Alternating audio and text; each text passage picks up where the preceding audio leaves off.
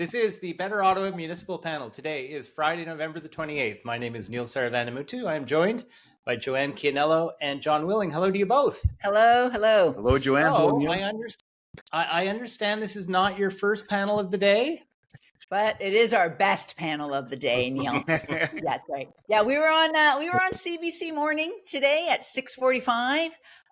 Felt like old times for John and I. They asked us to speak about the legacy of Jim Watson, who received the Order of Ottawa yesterday, and it was really fun, actually. Yeah, in a way, I was just thinking about this afterwards, Joanne. Like, I feel bad that we spent so much time talking about Watson when there's so many other people who got the order last night who are very deserved. So I encourage viewers and listeners to really check out who else got the order as well, because there's some really impressive people on the list. Yeah, we didn't get to talk about the fact that, like, should these awards even be for politicians? It's really, they get a lot of attention already. Yeah. So I think there's a lot of people who are volunteering or working hard and making a big difference who are under the radar, and that really should go to them, I think. And did you talk about anything else, Joanne? Well, I personally did not talk about anything else, but at the end, when they were saying goodbye, they said what John is doing now. He is a professor at Algonquin College of Journalism, as you know. And for me, they said I was a comm specialist and a consultant, and that I am running in Kitchissippi Ward next year for the 2026 municipal elections. I'd like to say it's like the best kept secret around in my community, but actually I'm not trying to keep it a secret. So, but I'm not like ready to have a big announcement. There will be a launch, of course. Plus, there's been a lot of elections this year. I don't think people want to officially talk about elections, but yes, I am planning to run in Kitchissippi Ward next year, all else being equal. So just figured I would also mention it on this pod and on this panel, the real panel. Well, there we go. That's great to hear. And I think technically, Joanne, you are considering running. Is that right? No. I'm planning to run. You're all in. Okay. I literally have a campaign manager. If I said I was considering running, he would be on the phone to me saying, what is this work we're doing? No, we're planning. I'm planning to run. Okay. Well, that's wonderful news. I'm sure there's going to be a lot of people that are very happy to hear that. And your ideas, people. If you have ideas, we would love to hear them. Okay. So let's jump straight in. We have this is the budget month. Now, so we will be talking about a couple of different budget items, but first of all, we had a council meeting this week. It had one item and it was in camera. So in other words, confidential. We didn't get to see what was happening. However, we knew that it was about the purchase of a potential landfill site in the East End. Now, we talked about this earlier in the week. And so, John, maybe you can get us started and tell us what more did we learn coming out of this council meeting? Not a heck of a lot more, actually. There wasn't a discussion that was had on the record or on the horseshoe out of the closed session. We learned that the city is going to participate in the acquisition competition. And we kind of learned that there won't be a vote before that. Before then, actually. So like we're going to find out if the city wins the land competition, and hopefully we're going to find out, we will find out or expect if we do win the competition, how much we're going to pay for it. So we didn't learn a lot of anything new that we didn't know already, and which wasn't really a lot after the committee meeting, but the council meeting certainly didn't shed any more light on the whole process. Okay, now there was the media availability afterwards, which is where I think we got the few little tidbits that we got. That's where they essentially came out. And actually, Joanne, I have to say the media really pushed hard on the mayor, and his response was, what was the quote he used? The process will continue, and we'll get more information once that process is over. So that was what he had to say. But I'm a little bit confused because has council made, so they made a decision to go ahead. Does that mean if they are accepted that we've bought this land? Yeah, I am shocked by the lack of information and the lack of clarity to that question that reporters put to him number of times. When you are asked, you're the mayor, and you are asked, will the final vote come back to council? And he doesn't just say yes. He says, any purchase will be the decision of the city council. What kind of answer is that? I'm actually really shocked and disturbed by the secrecy of this deal. I do not expect the city to negotiate in public. I do not expect to tell them what the bid price is in public, but I sent some questions to the city through the media folks. They just actually got back to me right before this podcast. And, some questions that should not actually be secret. It's like, when exactly did staff sign the NDA? Who signed it? Did staff get permission from council? And it might be that they did in camera, because when I look back, council has met in July and in September and October, so 3 times, to discuss a possible acquisition. So whether it's this, we don't know, but it could have been. What were the parameters of the NDA? And they say the legal team told the media folks at the city, they said, we cannot answer that. The answers to those questions are part of the NDA. And I have to say, it is not okay for city staff to sign an NDA, a non-disclosure agreement, that puts that much secrecy around city council. I really hope that they got council's permission to sign that and didn't just sign that on their own, because I think that's a really huge governance problem. You saw the mayor looking very uncomfortable answering these questions. I don't think he loved it. And I think that there's a lot of councillors who were shocked that there wasn't a vote in open session. There was a direction to staff in camera. What is that direction? It is obviously to proceed with the process, but is it to finish this deal? Because you cannot make a decision to spend what is probably $100 million, or more in camera. That's just not on. And so I'll be interested to see how this works out. Sorry, Joanne, is it not on or is it not allowed? Like, could they, if they wanted to, make a decision? I don't know. I actually don't know. And I've been asking with some folks around. I asked with people who are governance experts, who said, for sure, staff cannot just sign NDAs that puts elected officials in the position of not being able to talk about things without asking them. So that'll be interesting to see if they went to council for that. I'm still looking into the legality of that, but that the final vote is made in camera. And I am actually concerned about that. How many so-called directions to staff made in camera are really things that should be voted on in open session? So I think we're going to see more on the governance side of this. I know not everybody cares about governance, but because it sounds kind of highfalutin, but in fact, actually, it's what leads people to either trust their government or not trust their government. You cannot make big decisions in secrets. No, absolutely. And further to that, John, we're going through this process of coming up with a strategy for solid waste. We had a meeting in June where 3 options were recommended out of 5 possible options. And the idea was that this would go away and come back in 2027 for further discussion and debate and conclusion. However, what we're hearing is that this process that Joanne's just been describing started in about April. We understand that the mayor's office was approached in April. So it's hard to imagine that these 2 processes were not going on concurrently. Is that, do you think that's like, do you think that they were going on together? Well, I think they're happening, but I think even it was brought up at the committee meeting, the committee meeting that talked about the file. It's like, it doesn't matter. It's like, they're almost like they weren't inclusive, they're exclusive. No matter what was going to happen, they're both on separate paths, but they do inform each other, obviously, right? Behind the scenes. You don't think council knew about this until recently, until it was put on the committee agenda. But it's funny, because staff knew that this was going on behind the scenes while coming up with a waste strategy for the city.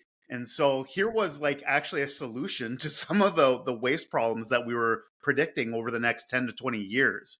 And so I guess the next question is, does it solve the problem of where we're going to stash the trash in the long term? And I think it does. I think it does. So the question then will become, okay, so the city could potentially spend a lot of money on getting this property. And how much more is the city going to want to invest in the future or at all in other technologies to process residual municipal waste? So like landfill garbage. And how much effort is the city going to put into fact finding on garbage technologies like superheating and waste to energy? Like that technology will keep on advancing, hopefully, over the next 20 years. I got to tell you, I think it potentially locks in the status quo for curbside garbage collection. If all recycling systems are operating as they should, there is no urgency whatsoever to reduce residual waste. I wouldn't be surprised, actually, guys. I wouldn't be surprised if there was some talk around the council table about reversing the limit on garbage bags because we have a brand new dump at our disposal that we could send trash. Wouldn't be surprised. Yeah. What a thought. That What a would be thought. terrible. Yeah. Yeah. I think you're right, though. You know, if we have, this is a solution to, what is it? Stash the trash. Stash the But trash. the question is, Nice. are we going to pay the Nice. cash? Right? Ooh, very nice. There should be a haiku. Well, I have to say there's another solution too. You could also bring in source separated waste where you actually pay money, which it's already permitted at the Taggart Miller site, to actually pay to take the recyclables out. And I know now it's a producer system, so it's more complicated, but I'm not, I think if you have a landfill in particular, for sure, I think there's even more impetus to have as little residual waste as possible because you have a finite hole, for a better word, where you're going to put the trash. Whereas an incinerator actually needs a minimum amount of garbage.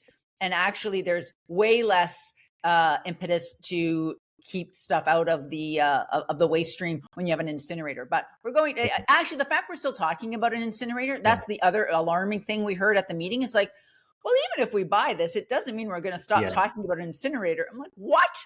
Why are we spending hundreds of millions of dollars on a landfill then if we're going to maybe buy an incinerator? What are you talking about? But that's just talk, right? I mean, that's avoiding making a real decision and being public about it. It's a bit like, this whole Lansdowne process where it was never the final decision, right? So there's always off ramps. Like, it's, come on. Yeah. Okay. Well, so we, if I understand correctly, we do not know when the next step in this process will be. We do not know when the seller will make a decision on who will get to purchase his land. Must be soon though. Hopefully. And at that point, we expect to be told the price. Is that right? But but before they buy it or after they buy it? Yeah. It sounds to me, guys, like after. Like after. Like at least there's an agreement to purchase that's on the table of some kind. And then I don't know. My sense, guys, is it's not going to come back to council again. There's going to be a reporting out of how much cash is sent over to the landowner for the transaction. I think what we saw this week was the final step until we might have the land. What the report says is that staff will report back on the outcome of any acquisition through the Finance and Corporate Services Committee and Ottawa City Council. It doesn't say it comes back for approval. So it's hard to know. I mean, it's not like we are the preferred bidder is what it sounds like. And I'm sure that Taggart will take it. Yes. Well, you know what? I have to say, I worry that we're going to overpay.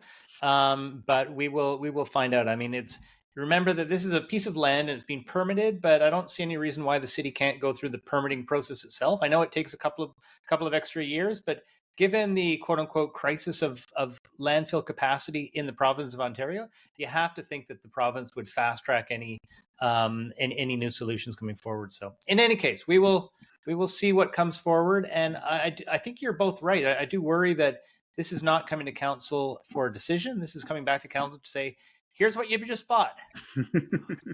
So bad. Well, so bad. Quickly, I wonder what that direction of staff was in camera. Did it have an upset limit of the maximum number? Did the council direct staff to say pay up to this amount? So we'll be curious to know. Hopefully, there's some more reporting out about what exactly staff have been tasked to do. Okay, let's turn to the budget discussion. As we say, it's budget month, and we had a couple of committees that that discussed their budgets this week. Before we jump into that discussion, I want to start with a question we had from a listener, which is really stepping back and asking delegations, do they make any difference? Is there a better way than spending 5 hours waiting to make your 5-minute presentation? So that's a fair question. I'd put it to you both. Is it worthwhile for people to show up?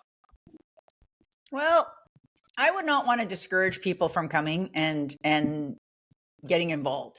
However, I have to say that almost nothing gets changed on the fly of the committee and council floor, because people don't come to council, right? And so if you are wanting to bring something forward and change something, and Neil, you're good at this, you need to advocate for this well before committee. And that's sometimes really hard, right? Because you got to know what's coming down the pike. Like if you want to get something in the budget, you better be organizing in June to do that, which, normal people don't have time to do that. But if you do want, I do have some pointers. Neil, you're good at this. Sign up first, sign up early. So you are among the first people, because you're also more likely to be quoted in any news story, right, John? Like that you're filing, and, by hour 7, the deadline is passed. You don't know what's going on. Not everyone is listening as closely. Neil, close your eyes on this part, close your ears on this one. Maybe don't be a frequent flyer. You know what I mean? Like, if you're there all the time on everything, people also start to discount you. Yeah. But also it can be good to go. Like, first of all, if you have a big point to make and you're going with other people who are going to make the same point, that sometimes can make a difference. I also think that talk to your counselor ahead of time, or a counselor who knows the same points that before you're coming. You might want to say to them, hey, I'm going to come and make this point, because sometimes they'll ask you questions. And also the things you say, if you have a really good point to make at committee, sometimes the counselors will pick that up and ask staff later. So I'm not saying there's no point to it, but if you're thinking you're gonna like turn over a recommendation, it's really hard, because by the time it gets to the committee floor, those votes are baked in, is my experience. How about you, John? Yeah, the one piece of advice I would say is try to humanize your point. Somehow put a human face on it, or a better human face is, and illustrate the impact of a city policy or city proposal has on an actual person. Like, it's the classic line, don't just tell, show. You're actually telling a story. This is kind of like a journalism thing too.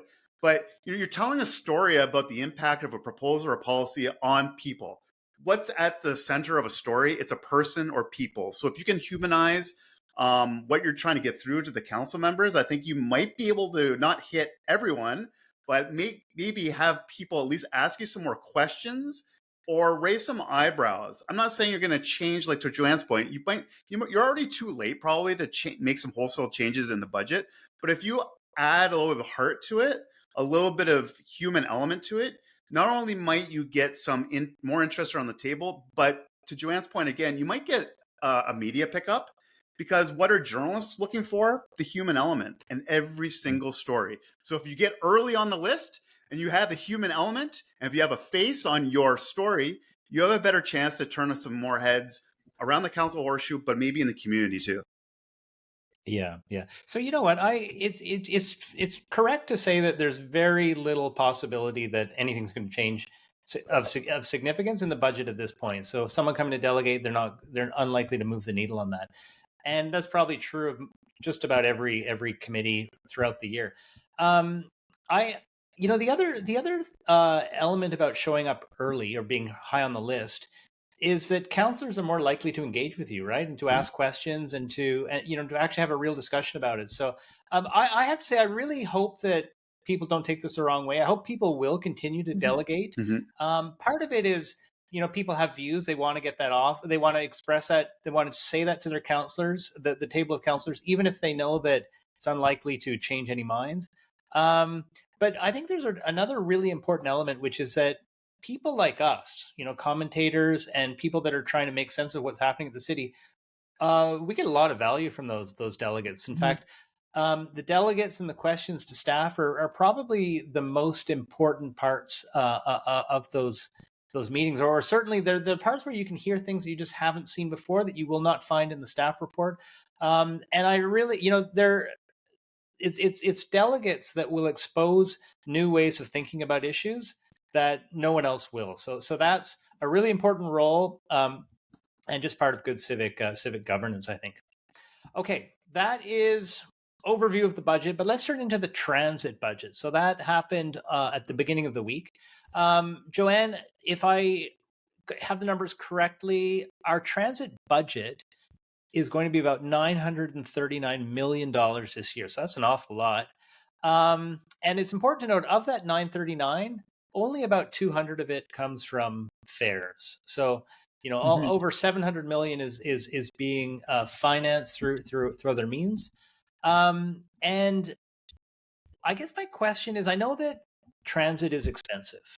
But it seems that we're almost in this in between world where we're not spending enough to make it truly effective.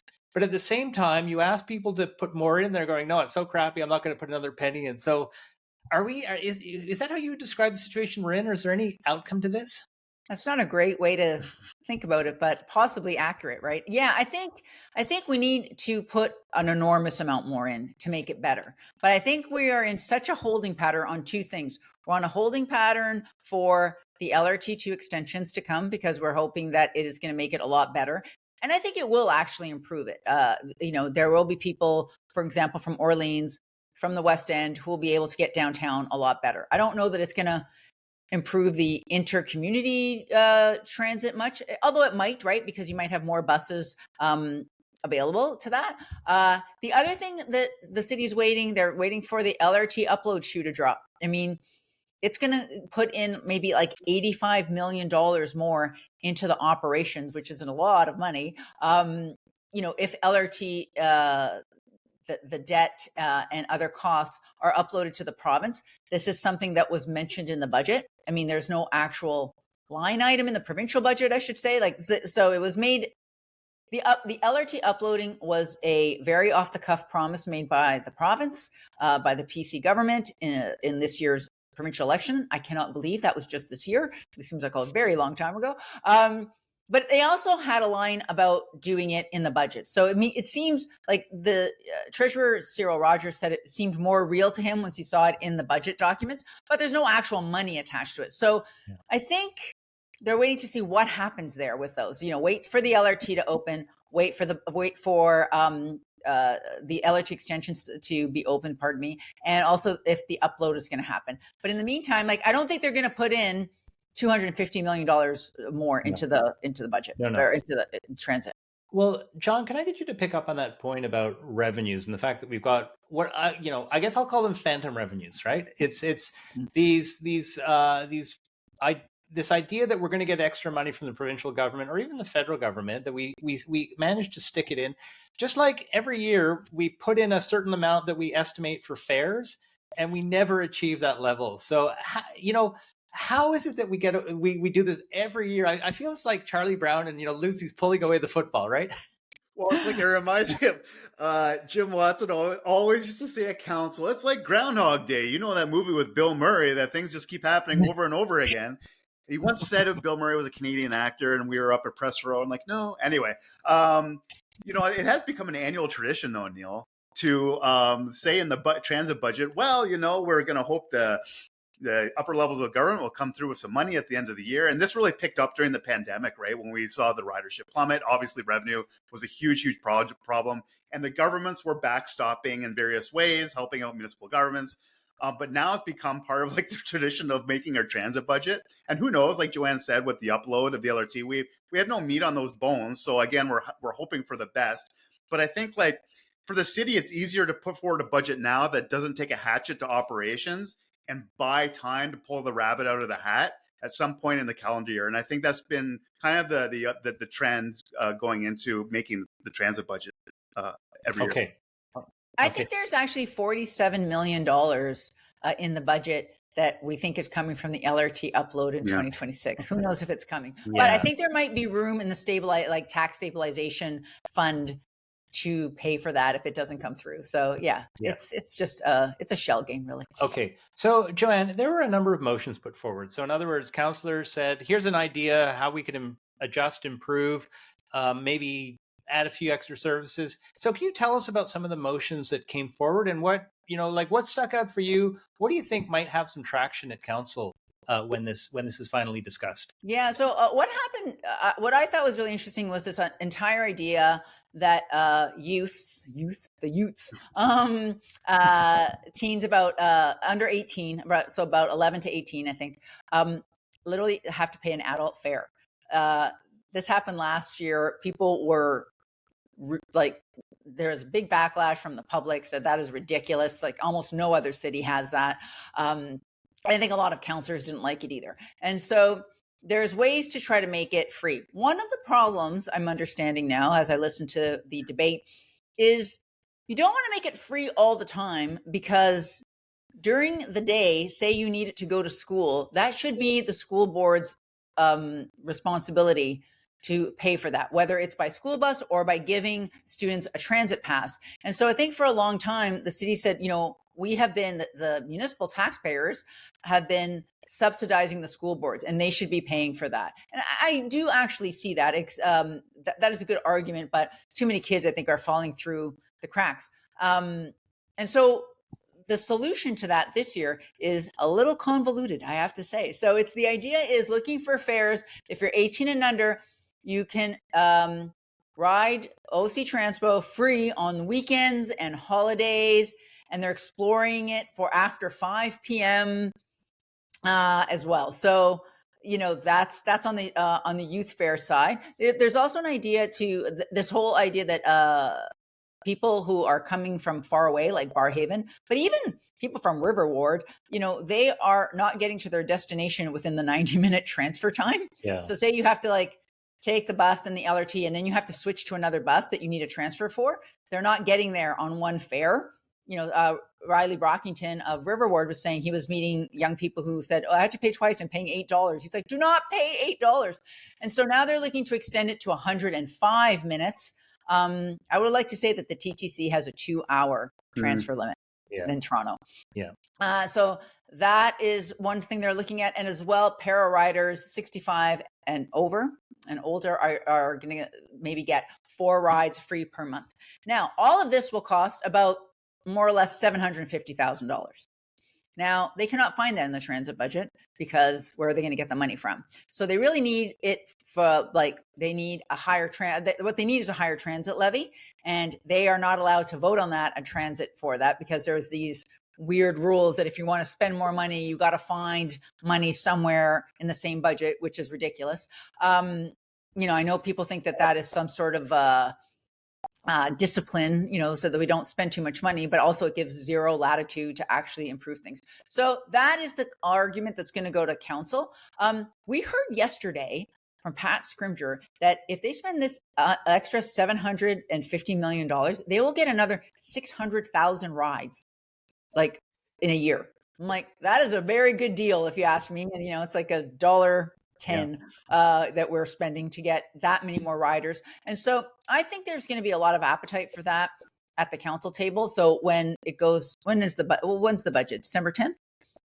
Something like that. Something like that. And so that's the place where they're going to have to vote to say whether they can increase, because that's going to increase taxes a little bit more if they get that. So I'll be interested to see how that goes. I hope that passes. Okay, John, last question on transit, and that's a number of delegates said you should not be increasing fares, and fares are going up by 2% is the proposal for next year. You should not be increasing fares when... Sorry, if I got it wrong? 2.5, I think. 2.5, sorry, okay. But the argument was we should not be increasing fares when the quality of service is not improving at the same time. Do you think that's a fair argument? Yeah, I think it's a fair argument. But costs are going up across the city. People might be paying 3 3/4% more on their property taxes next year. And I'm not sure how many people would say that's fine because I see an increase in services. So same kind of thing. Maybe they'll see an increase in police services. I don't know. But I guess we'll wait and see.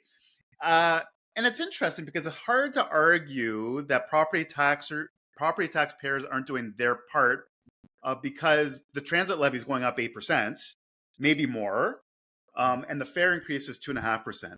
I just don't think the city's in a position to hold the fares right now. And it would be nice. I agree.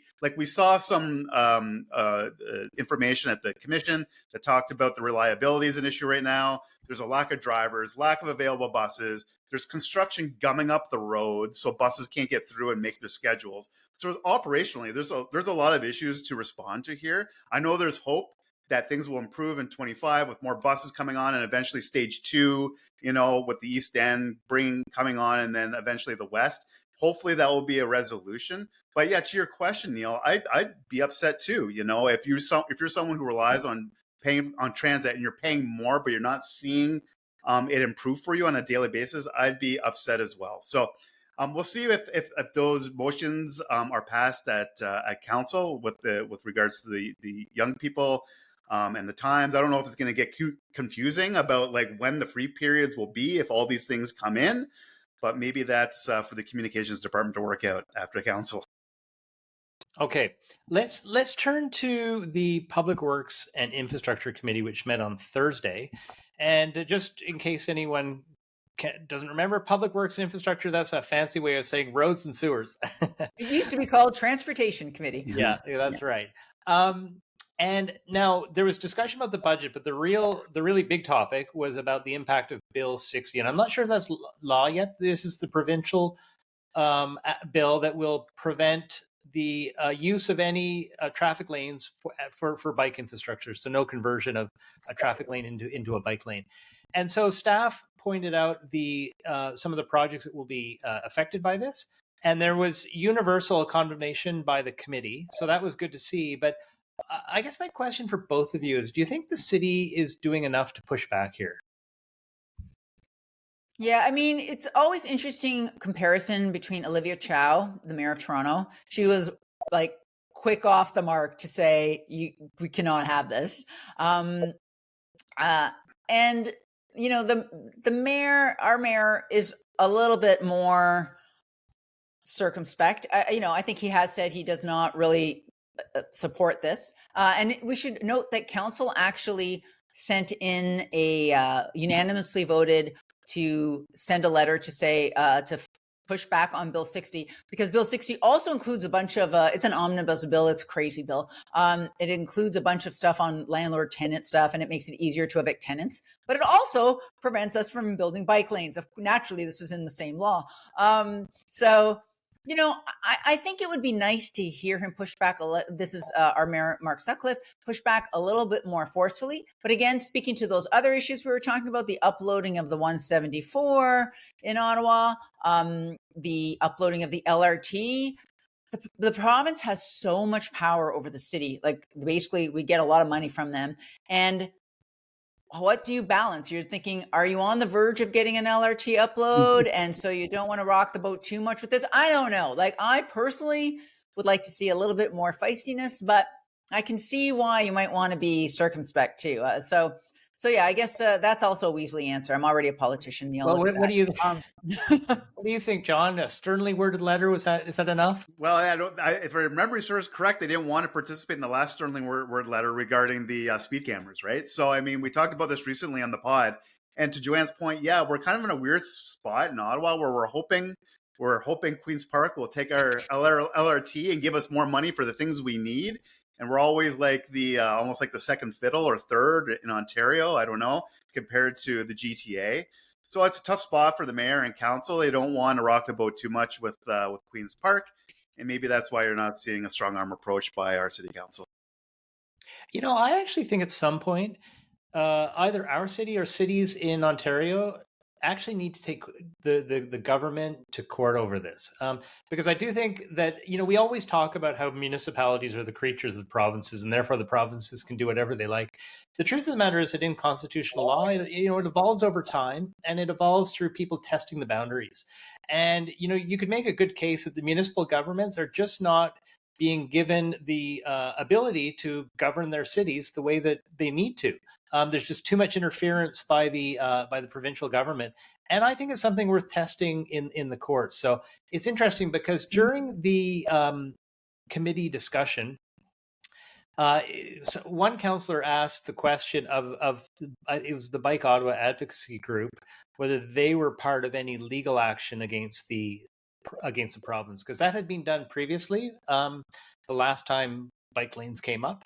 And the advocacy groups were quite successful in certainly in delaying it. But I actually think it's not the responsibility of the bike advocacy or other advocacy groups to challenge this in court. I think it's up to the cities. Now, I personally would love to see the City of Ottawa be more assertive on that front. But people did challenge that in court when the Ford government was first elected in 2018, like in May. By July, there was a municipal election on. That was in 2018. They it was already underway, the election, and Doug Ford had the boundaries of the Toronto wards changed mid-election. I have rarely seen more blatant and inappropriate like interference in a local election. They went to court. It got like fast tracked because election is happening right now, and the courts, it went up the chain too, and the courts kind of said, yeah, they can actually do this. It's terrible. We don't like it. The judges were very against it. And so I think what you're looking at now is a constitutional challenge. And so it would be bad. It'd have to be bad enough that certainly Toronto and Ottawa would have to be involved, and then some of the bigger cities, the GTA cities, London. I don't know if you could get enough, but I would be really interested in that because, I mean, I argue for, change in the federal like in the fiscal framework because it's really bad. Yeah. Yeah. Okay. I got one last question for each of you on this committee, and that is so John. And again, this is going back to I got a lot out of the delegations, and including a couple of delegations that said number one is the amount that we're spending on road repairs is much lower than what we should be spending based on sort of international benchmarking. Another one was reminding us that we have this $11 billion infrastructure financing gap, of which have you heard of that before, Neil? I have actually. But a lot of that comes down to roads and sewers. So this committee here. And I guess the question is, when we look at the state of our roads and we complain about them all the time, is there any prospect that this is going to change anytime in the foreseeable future? No. But I mean, like, hey, there's an election next year. I guess at some point, the city and maybe mayoral candidates and candidates for council in the future, I don't know, will have to consider whether how to fund the infrastructure deficit through some kind of infrastructure levy. I don't know, some special tax, some revenue scheme that's going to help fund maintenance, right? Or maybe we just need to learn how to love cold patch or hot patch or whatever they use to fill potholes these days, and learn to live with some crummy roads for a lot longer in our lives. Because right now, $11 billion is a lot of dough, and there's not a strategy yet that we've seen and I know we talk about a lot on the pod. Maybe next year we'll see something, but there's not a strategy that's evident that's going to help fund the maintenance, right? Well, you know what? I think what we're seeing is that we've got too many roads for the population base that we have in terms of being able to finance the maintenance of them. Joanne, I want to ask you a question about road safety. And we know that we are losing the funding that came from the speed cameras. And one of the questions that was asked by Councillor Gower was, is it possible to increase the money that we get from red light cameras? Because we still have red light cameras. And could that fill the gap for that we're losing from the speed cameras to support road safety? Yeah. So